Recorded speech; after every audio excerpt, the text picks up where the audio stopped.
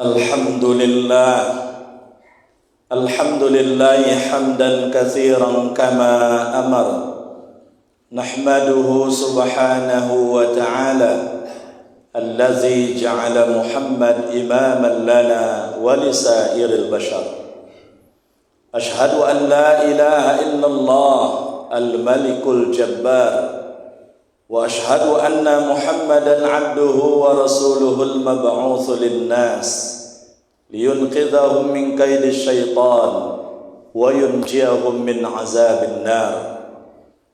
Allahumma salli wa sallim wa barik ala sayyidina Muhammad wa ala alihi al-athhar wa ashabihi al-akhyar wa man tabi'ahum bi ihsanin ila yaumil qiyamah. Amma ba'du, fa ya ibadallah, ittaqullaha haqqa tuqatih wa la tamutunna illa wa antum muslimun. Faqala Allah ta'ala fil Qur'anil Karim, a'udzu billahi minasy syaithanir rajim. Bismillahirrahmanirrahim. Walladzina idza anfaqu lam yusrifu wa lam yaqturu wa kana baina dzalika qawama. Shadaqallahul azim. Syukur alhamdulillahi rabbil alamin. Kemudian salawat dan salam kepada Rasulullah sallallahu alaihi wasallam. Allahumma salli wa sallim wa barik ala sayyidina Muhammad wa ala ali sayyidina Muhammad. Selanjutnya khatib berwasiat kepada kita semua, marilah kita tingkatkan kuantitas dan kualitas ketakwaan kita dari waktu ke waktu, sehingga hendaknya kita termasuk kelompok orang-orang yang beruntung, orang-orang yang hari ini kuantitas dan kualitas ketakwaannya meningkat bila dibandingkan hari-hari sebelumnya. Hadirin sidang jemaah Jumat rahimakumullah. Judul khutbah kita pada siang hari ini adalah kecaman bagi orang yang pelit. Hadirin sidang jemaah Jumat rahimakumullah. Kita hidup di kehidupan dunia ini tidak lepas dari rahmat Allah Subhanahu wa taala. Rahmat Allah itu adalah pemberian yang hanya bisa diberikan oleh Allah, tak bisa diberikan oleh siapapun. Maka dalam kajian tafsir disebutkan yang namanya rahmat Allah itu dua diberikan oleh Allah di kehidupan dunia dan dua diberikan di kehidupan akhirat. Dua yang diberikan oleh Allah di kehidupan dunia adalah pertama dalam hal kesempurnaan ciptaan dan pemeliharaan kesempurnaan ciptaan tersebut. Kita telah diciptakan oleh Allah dengan sesempurna ciptaan. Laqad khalaqnal insana fi ahsani taqwim.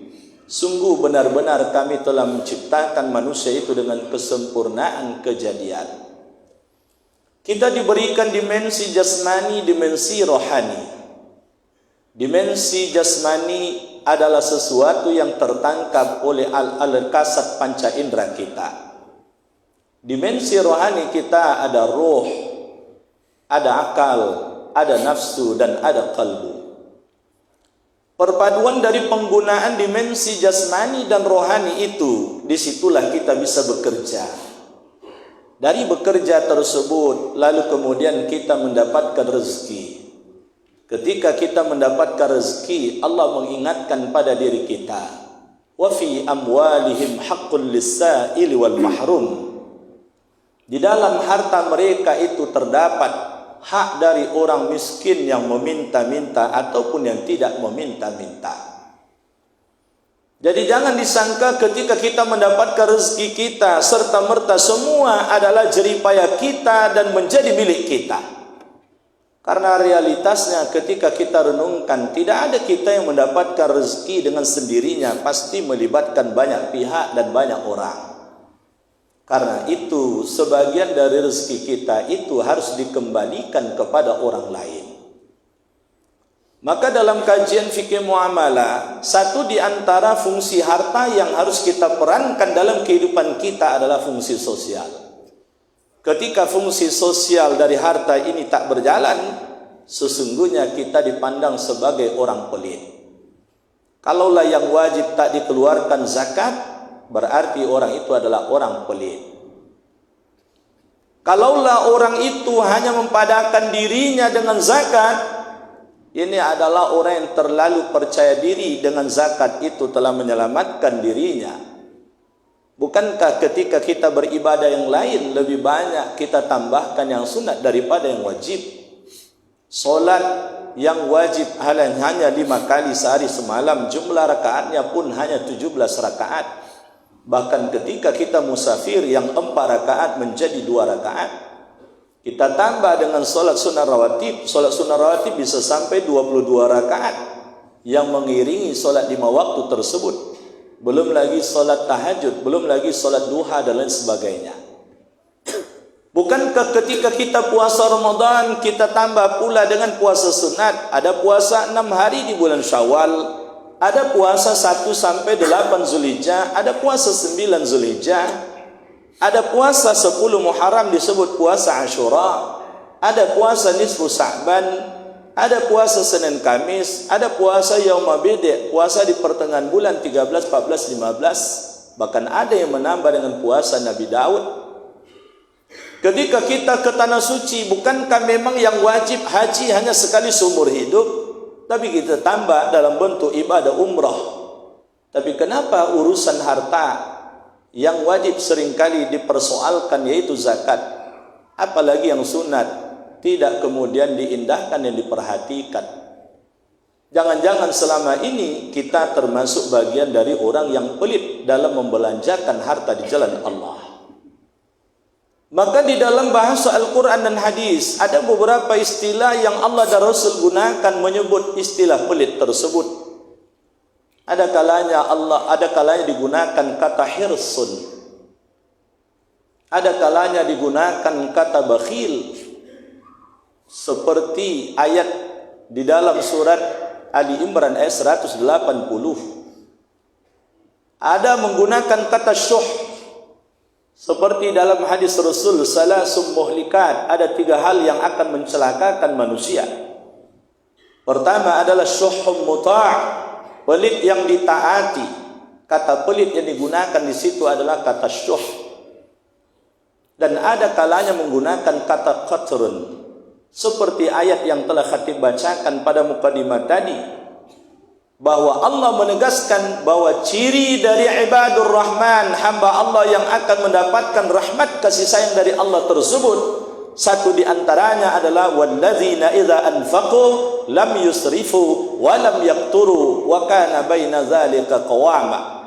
Orang-orang yang apabila membelanjakan harta mereka, mereka tidak boros, tidak pula pelit, tetapi di antara 2 posisi tersebut, inilah yang disebut dengan posisi dermawan. Ketika menyebut kata pelit, kata yang digunakan di situ adalah kata qatr. Dari 4 istilah ini seringkali kemudian yang digunakan adalah kata syuh dan kata bakhil, sehingga para ulama kemudian membedakan sebutan syuh dengan bakhil, yang dua-duanya secara kebahasaan memang maknanya adalah pelit, tapi ada sedikit perbedaan antara 2 istilah tersebut. Kalau bakhil itu adalah orang yang mencari hartanya, boleh jadi tidak diliputi dengan rakus. Dia mencari harta dan rezeki dengan cara yang halal, tetapi tiba urusan berbagi dia tidak mau berbagi. Boleh jadi harta itu hanya dinikmati oleh diri dan keluarganya saja. Mungkin dia menikmati makan, pakaian, tempat tinggal, dia rekreasi ke sana kemari dengan keluarganya. Tetapi tiba sanak familinya meminta, dia tak mau berbagi. Ketika fakir miskin datang meminta haknya, dia tidak mau berbagi. Ketika anak yatim minta jatah nafkah dari orang yang lapang rezeki seperti ini, dia tak mau berbagi. Maka pelit kategori ini disebut dengan bakhil. Sedangkan kata syuh yang maknanya pelit itu berangkat dari kerakusan, sehingga dengan rakus akhirnya semua cara dia halalkan. Tapi penyakitnya bagi orang seperti ini, sudahlah dia mendapatkan harta dengan cara yang batil, bercampur dengan yang halal. Tiba dalam urusan membelanjakan, jangankan kepada orang lain, kepada dirinya sendiri pun dia pelit.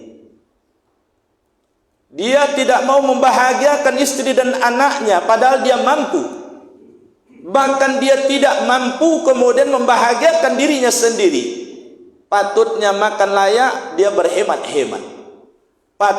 Sepatutnya punya pakaian yang layak, dia berhemat-hemat. Ini bukan hemat, ini pelit.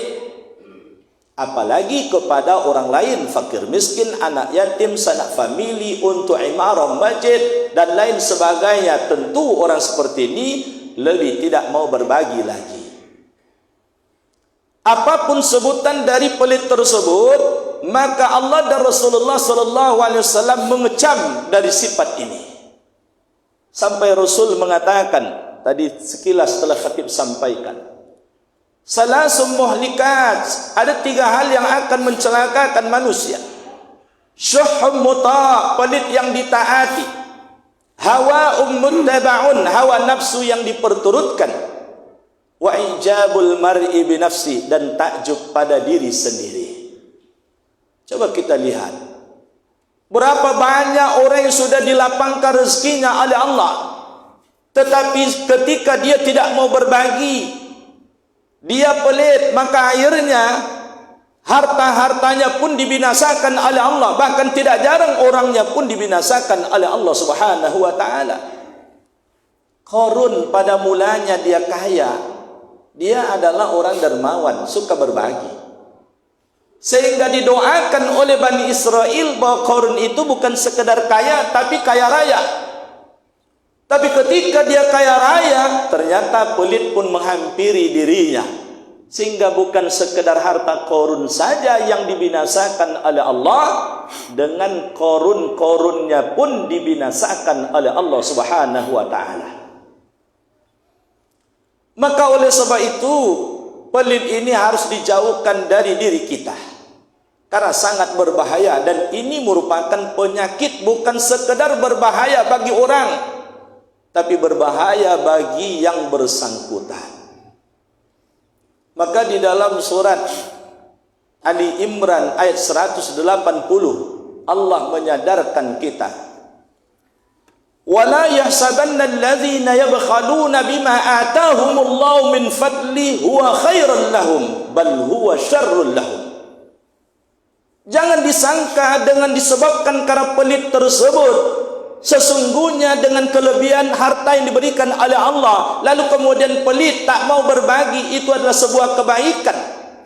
Bal huwa syarrul lahum, tetapi itu satu petaka dan keburukan bagi mereka.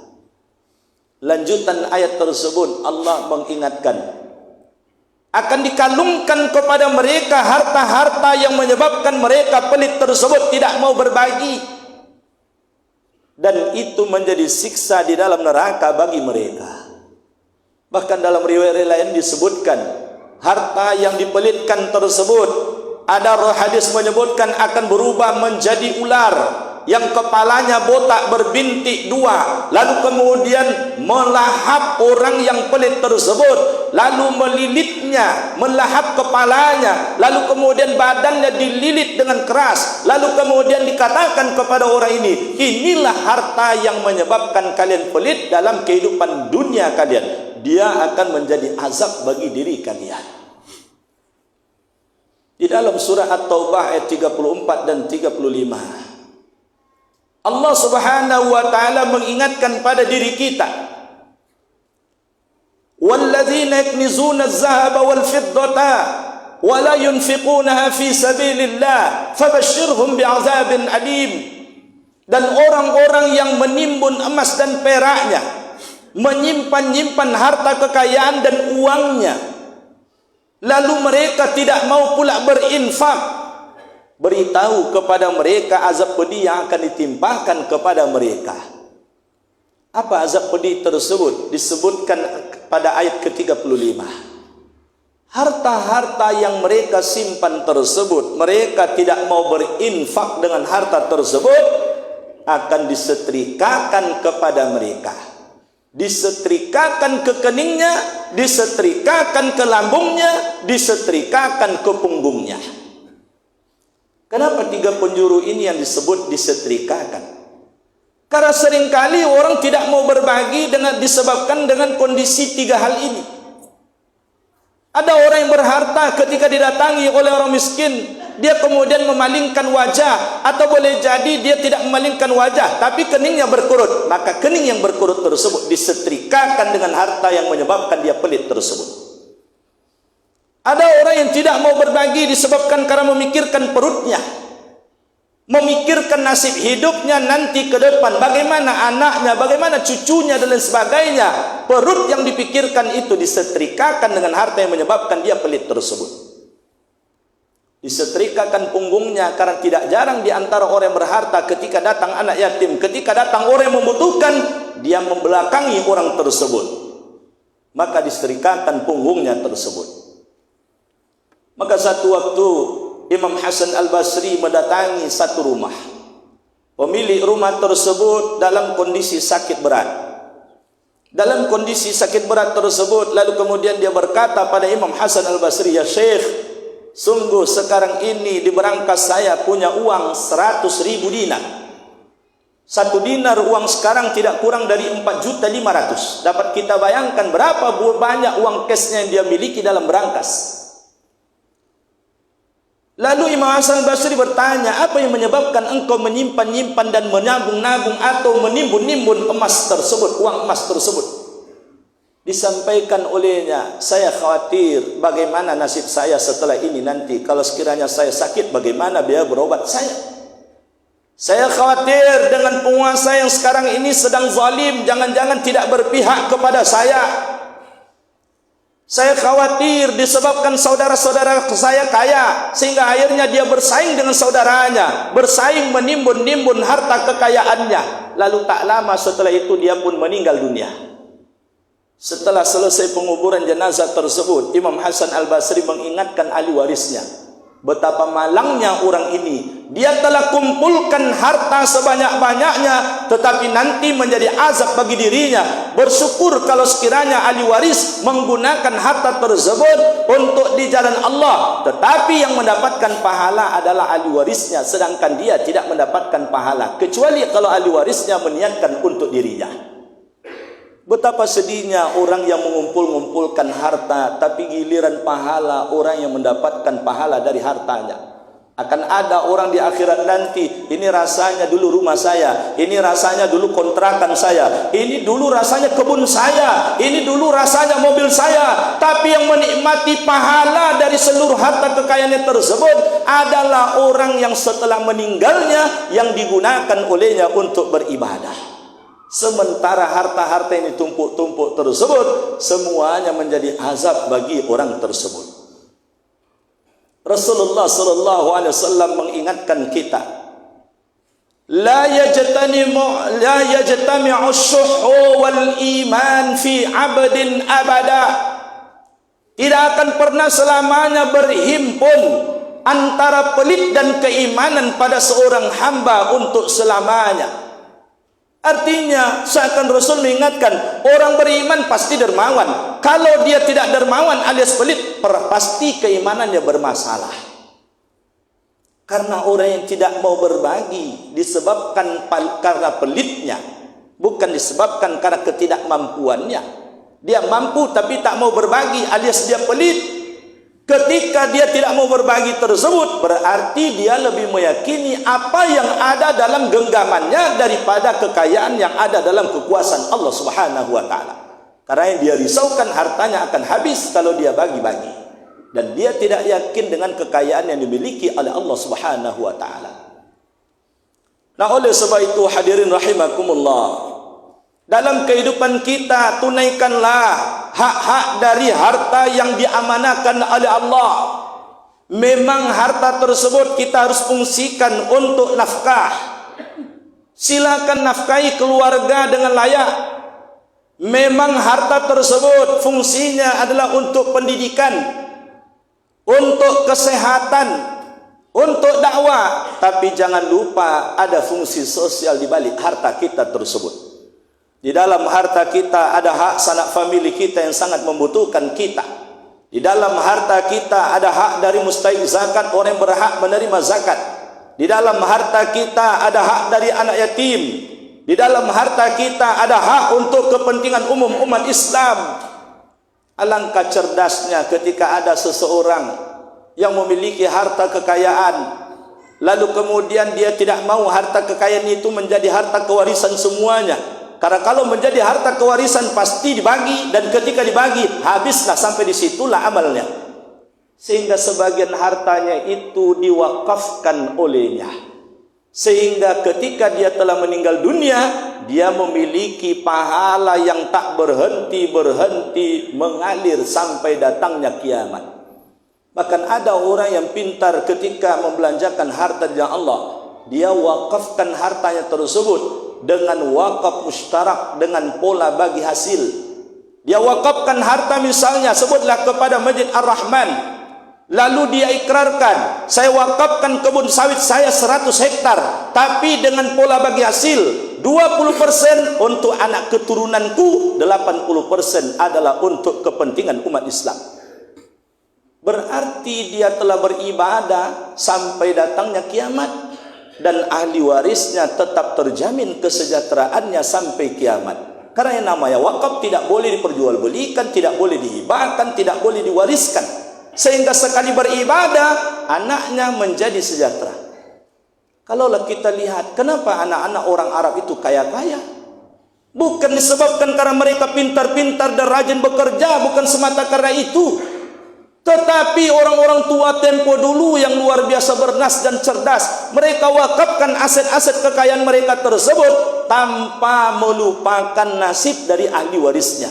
Sehingga akhirnya dia wakafkan dengan pola-pola seperti tadi. Sehingga harta wakaf semakin berkembang pula aset yang dinikmati oleh anak keturunannya, semakin berkembang pula aset yang diterima dan yang dimanfaatkan oleh umat Islam. Oleh sebab itu, coba kita hitung-hitung harta kita. Coba kita evaluasi penggunaan dari harta kita tersebut. Jangan sampai nanti di akhirat kita dipandang sebagai orang yang pelit dalam membelanjakan harta kita. Khatib menghimbau pada diri kita, minimal 10% dari penghasilan kita keluarkan. Silakan 2,5% sebagai zakatnya, sementara 7,5% lain adalah untuk ibadah harta yang sifatnya sunat. Barakallahu li wa lakum wa nafa'ani wa iyyakum bima fihi minal ayati wa zikril hakim, wa taqabbala minni wa minkum tilawatahu innahu huwas samiul basir.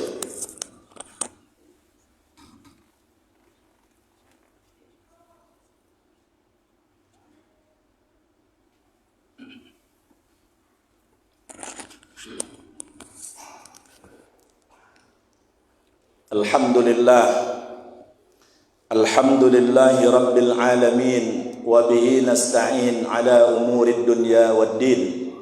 Ashhadu an la ilaha illallah wahdahu la syarika lah, wa ashhadu anna Muhammadan abduhu wa rasuluhu la nabiyya ba'dah. Allahumma salli wa sallim wa barik ala sayyidina Muhammad wa ala alihi wa ashabihi ajma'in. Amma ba'du, fa ya ibadallah, ittaqullaha haqqa tuqatih wa la tamutunna illa wa antum muslimun. Wa qala Allah ta'ala fil Qur'anil Karim, a'udzu billahi minasy syaithanir rajim. Bismillahirrahmanirrahim. Innallaha malaikatahu yusholluna 'alan nabi, ya ayyuhalladzina amanu shallu 'alaihi wa sallimu taslima. Allahumma shalli 'ala Muhammad wa 'ala ali Muhammad kama shallaita 'ala Ibrahim wa 'ala ali Ibrahim, wa barik 'ala Muhammad wa 'ala ali Muhammad kama barakta 'ala Ibrahim wa 'ala ali Ibrahim fil 'alamin innaka Hamidum Majid. Allahumma ighfir lil muslimina wal muslimat wal mu'minina wal mu'minat al ahya'i minhum wal amwat innaka sami'un qaribun mujibu da'wat wa ya qadiyal hajat. Allahumma arinal haqqa haqqan warzuqna ittiba'ah wa arinal batila batila warzuqna ijtinabah. Rabbana zalamna anfusana wa illam taghfir lana wa tarhamna lanakunanna minal khasirin. La ilaha illa anta subhanaka inna kunna minadh dhalimin. اللهم أنزل الرحمة المغفرة والسلامة والسكينة والعافية والصحة على هذه الجماعة. اللهم إنا نعوذ بك من علم لا ينفع ومن قلب لا يخشع ومن نفس لا تشبع ومن دعاء لا يسمع. ربنا آتنا في الدنيا حسنة وفي الآخرة حسنة وقنا عذاب النار. عباد الله، إن الله يأمر بالعدل والإحسان وإيتاء ذي القربى وينهى عن الفحشاء والمنكر والبغي يعظكم لعلكم تذكرون. فاذكروا الله الذي يذكركم واسألوا من فضله يعطيكم ويهديكم ولذكر الله أكبر. أقم الصلاة.